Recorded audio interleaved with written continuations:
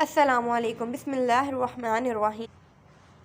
ایک بحری جہاز میں سفر کے دوران کافی سارا بوجھ تھا۔ سمندری طوفان آ جانے کی وجہ سے وہ جہاز ہچوکے کھانے لگا۔ جہاز ڈوبنے کے قریب تھا کہ اس کے کپتان نے تجویز پیش کی کہ جہاز پر بوجھ ہلکا کرنے اور زندہ رہنے کے لیے ضروری ہے کہ کچھ سامان سمندر میں پھینک دیا جائے۔ انہوں نے منقطع طور پر اس بات پر اتفاق کیا کہ اگر ایک سوداگر کا سارا سامان سمندر میں پھینک دیا جائے تو یہ جہاز کو ڈوبنے سے بچانے کے لیے کافی ہے۔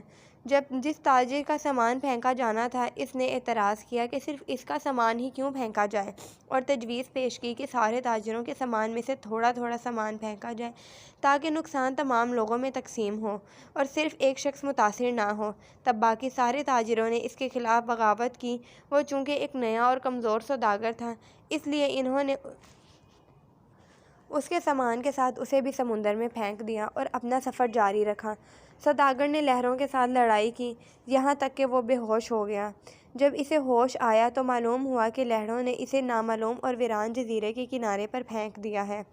سوداگر بہت مشکل سے اٹھا اور سانس لیا، یہاں تک کہ وہ گھٹنوں کے بل گر گیا اور خدا سے مدد کی درخواست کی اور کہا کہ وہ اس تکلیف اور صورتحال سے بچائے۔ کئی دن گزر گئے۔ اس دوران تاجر نے درختوں کے پھلوں اور خرگوش کا شکار کر کے گزارا کیا اور قریبی ندی سے پانی پیتا۔ وہ رات کی سردی اور دن کی گرمی سے اپنے آپ کو بچانے کے لیے درخت کی لکڑی سے بنی ہوئی ایک جھونپڑی میں سوتا۔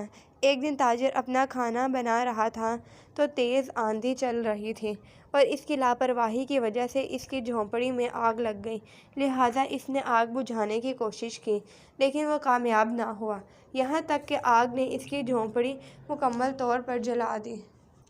یہ دیکھ کر سوداگر زور زور سے چیخنے لگا، کیوں میرے رب میرے ساتھ ایسا کیوں کیا؟ مجھے غلط طریقے سے سمندر میں پھینک دیا گیا اور میرا سارا سامان ضائع ہو گیا اور اب میری جھونپڑی تک جلا ڈالی۔ میرے پاس اس دنیا میں کچھ بھی نہیں بچا اور مجھے اس اجنبی جگہ پر تنہا بے یار و مددگار چھوڑ دیا۔ خداوند، یہ ساری آفتیں مجھ پر ہی کیوں آئیں؟ اس رات سوداگر غم سے بھوکا ہی سو گیا، لیکن صبح ایک حیرت انگیز واقعہ اس کا انتظار کر رہا تھا۔ جب اسے جزیرے کے قریب پہنچنے والا ایک جہاز ملا جس میں سے اسے بچانے کے لیے ایک چھوٹی سی کشتی اتاری جا رہی تھی۔ جب سوداگر جہاز پر سوار ہوا تو خوشی کی شدت سے یقین نہیں کر پا رہا تھا۔ اس نے ان لوگوں سے پوچھا کہ انہوں نے اسے کیسے ڈھونڈا اور اس کا ٹھکانہ کیسے جانا۔ انہوں نے جواب دیا کہ ہم نے دھواں دیکھا، ہمیں لگا ایسا جیسے کوئی شخص مدد کے لیے پکار رہا ہے، لہٰذا ہم یہ دیکھنے کے لیے آئے۔ جب اس نے ان کو اپنی کہانی سنائی کہ کس طرح اسے ناجائز طریقے سے سوداگروں نے جہاز سے پھینک دیا اور انہوں نے اسے بتایا کہ سوداگروں کا جہاز منزل تک پہنچا ہی نہیں کیونکہ ڈاکوؤں نے اس پر چھاپا مارا اور ان کا سب کچھ لوٹ گیا اور لوگوں کو مار ڈالا، تو سوداگر روتے ہوئے سجدہ ریز ہو گیا اور کہنے لگا، اے میرے رب، تمہارے سب کام اچھے اور حکمت سے بھرپور ہیں۔ تو دوستو، اگر آپ کے حالات میں بگڑ آ جائے تو خوف زدہ نہ ہوں اور حوصلہ نہ ہاریں، بس اتنا بھروسہ کریں کہ خدا کے ہر فیصلے میں کوئی نہ کوئی حکمت چھپی ہوتی ہے جو کہ ہم جیسے گناہ گار انسانوں کو نظر نہیں آ رہی ہوتی۔